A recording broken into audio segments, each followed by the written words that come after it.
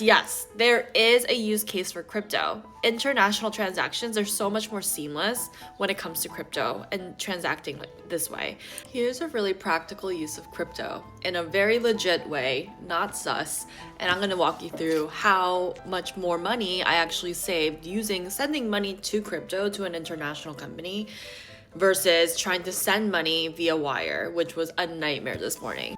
I advised for an international company. My advisement came to an end, and I had the options to buy equity in their company. They are pre-IPO, pre-acquisition.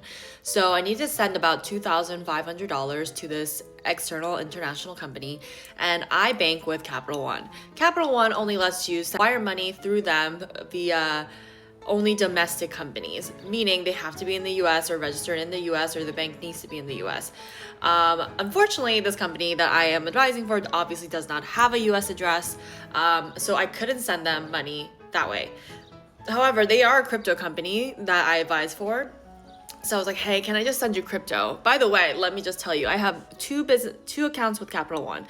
I have a personal debit account, and then I also have a business account. The personal account charges you $30 to wire, one-time fee.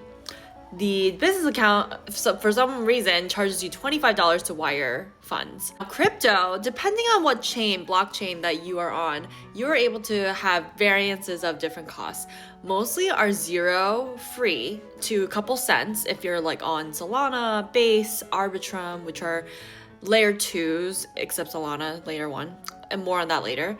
But if you send Ethereum, which is one of the most expensive gas fees, transaction fees that consumers pay. We don't pay that when we transact in regular money world, except when you are wiring internationally or wiring a huge sum of money. Costs on average, it depends. It's a variance. They call it a gas fee.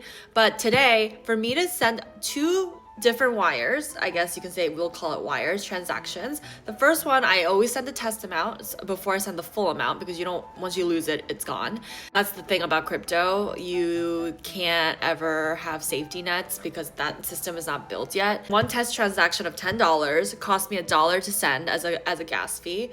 And then they received it, confirmed, and then I sent the remaining $2,540 to that same address, and the gas fee actually dropped to 80 cents. So in all, I spent $1.90, about $2 to send $2,500, which I would have spent about $25 to $30 trying to send it domestically, and dealing with the headache of figuring out like, oh, what's your bank account's address and what's your Swift IBAN number, and it was a night. But amongst all the other things that are a hot mess right now,